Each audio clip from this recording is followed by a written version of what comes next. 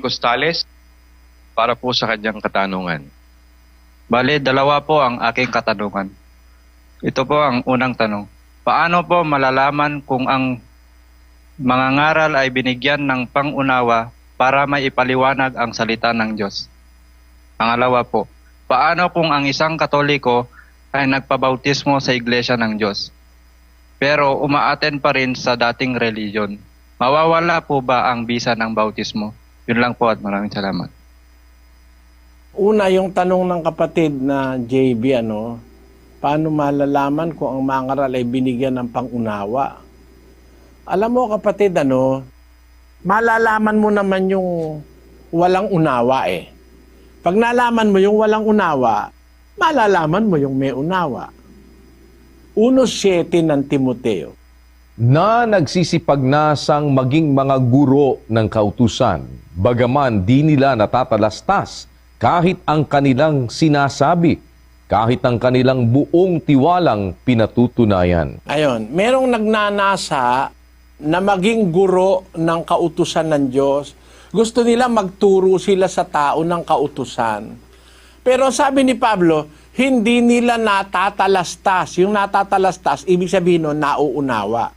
Hindi nila natatalastas kahit ang kanilang sinasabi. Tinan mo nga yun, ang paradox, nagsasalita, pinapatunayan ng isang bagay, pero hindi pala naman niya naiintindihan yung pinapatunayan niya at saka yung sinasalita niya. Meron bang ganon? Eto, babalikan ko lang kapiraso. Ang pagsasign of the cross daw, pang-adya sa kaaway, panlaban kay Satanas. Bakit pagharap mo kay Santa Maria, sa estatwa, nagsasign of the cross ka? Nauunawa mo ba yung sinasabi mo? Yung pala'y panlabang kay Satanas. Ba't pagdaan mo sa simbahan ay nagsasign of the cross ka? Yun ang katuparan nung sinasabi ni Pablo kay Timoteo. Hindi nila natatalastas ang kanilang sinasabi kahit ang kanilang buong tiwalang pinatutunayan. Ang ginagawa mo, hindi mo iniintindi eh.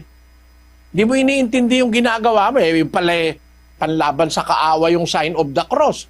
Bakit sa harap ni Maria nagsasign of the cross ka? Naintindihan mo ba yan? Ginagawa mong kaaway si Maria. Yon ang ibig kong sabihin, kapatid. Merong tao, hindi niya naiintindihan yung sinasabi niya. Gaya nung turo na yon. Ngayon, paano mo naman malalaman yung nakakaunawa? Alin ba ang nauunawa niya?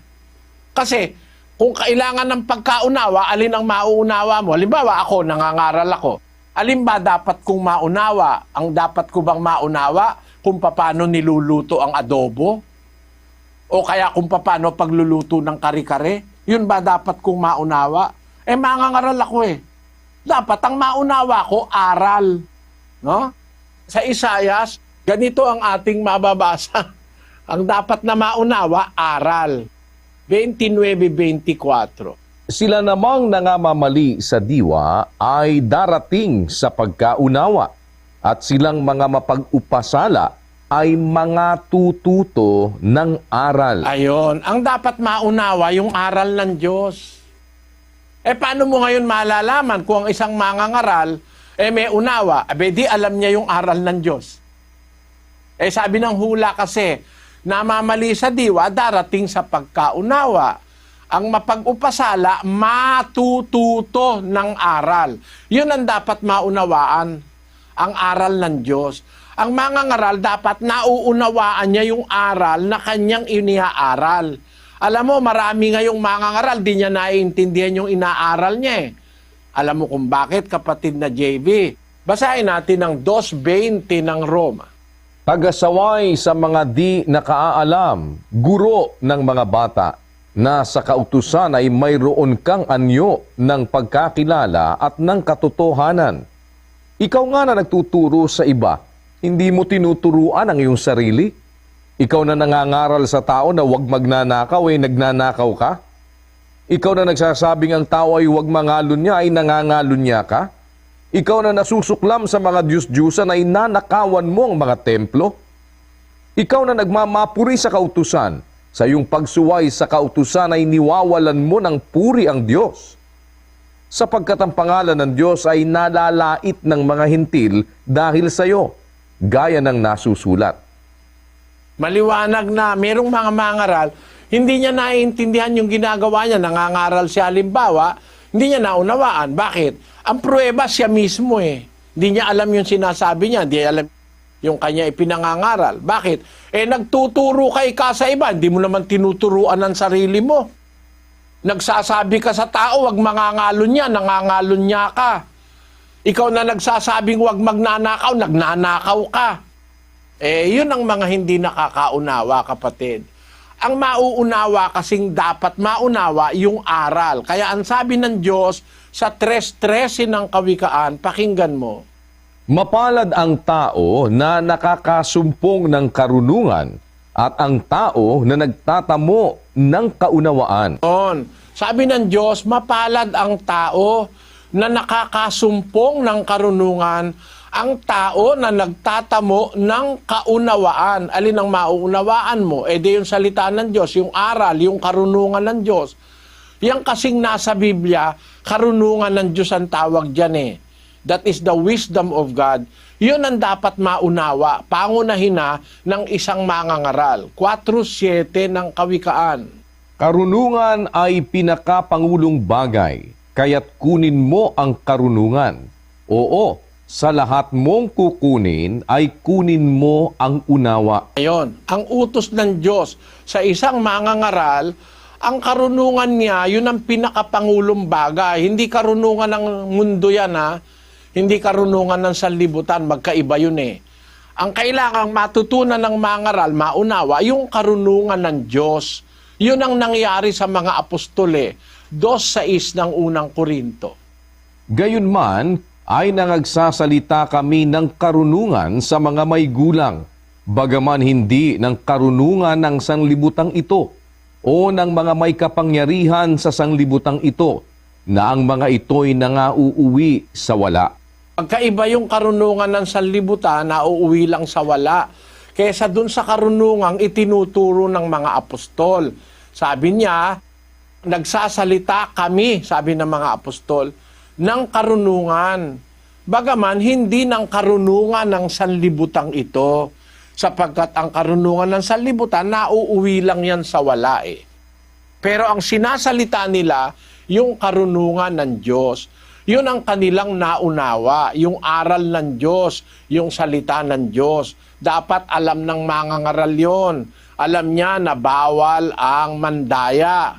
Alam niya bawal mang agrabyado. Alam niya na ang karunungan ng Diyos ay dapat tapat, hindi manluloko. Basahin natin ang 3:17 ng Santiago.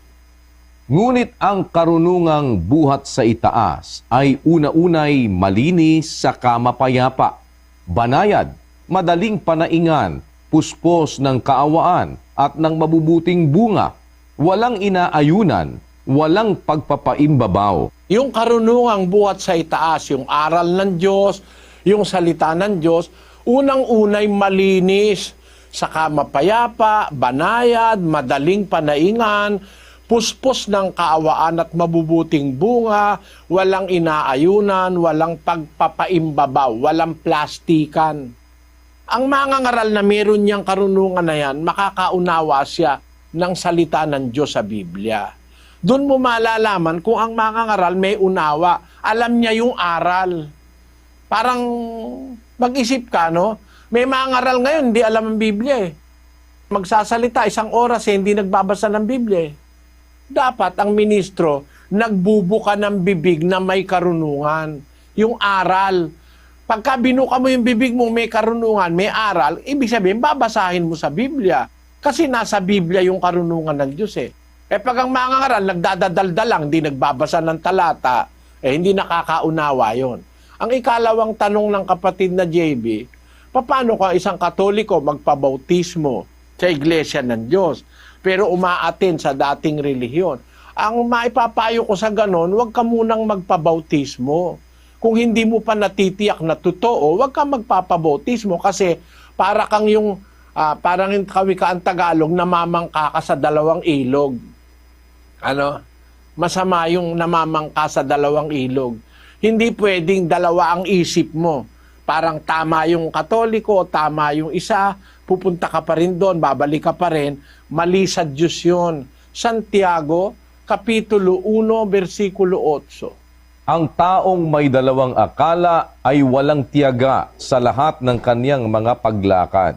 Tao, pag may dalawang akala, walang pirming prinsipyo, walang tiyaga yun sa lahat ng kanyang paglakad, yung taong may dalawang akala. Kaya dapat, ang tao, hindi dalawa akala. Dapat, hindi double-minded. Miski sa babae, pag dalawa akala mo, hindi ka magiging tapat. Bawa, ang nobya mo, nililigawan mo, parang mas maganda si Lorna. Para namang mas mabait si Fe. Sino pa yung isa? Si Aida. Oh.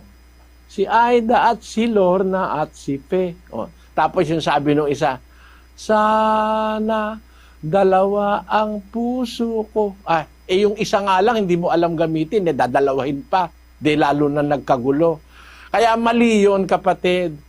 Ang dapat, bago ka magpabautismo, tiyakin mo muna na yun ang totoo. Pag nandun ka na sa totoo, huwag ka nang babalik dun sa mali. Alam mo ang kahulugan nun? 2:22 ng 2 Pedro. Nangyari sa kanila ang ayon sa kawikaang tunay. Nagbabalik na muli ang aso sa kaniyang sariling suka at sa paglulubalob sa pusali ang babaeng baboy na nahugasan. Ayun, parang aso ka no na nakakadiri yun, ano? Ganon din naman yung baboy, na babaeng baboy na pagkatapos mong paliguan, pabanguhan mo pa, lagyan mo ng laso. Pag nakawala, babalik sa pusali, magsusungkal ng mga dumi. Ganon lang yung tao na umalis na sa mali, pumunta sa tama, tapos bumalik uli sa mali. Yun ang kawikaan sa Bulacan. Umalis ka sa banig, pumunta sa sahig. Yon. Naunawaan mo, kapatid na JB?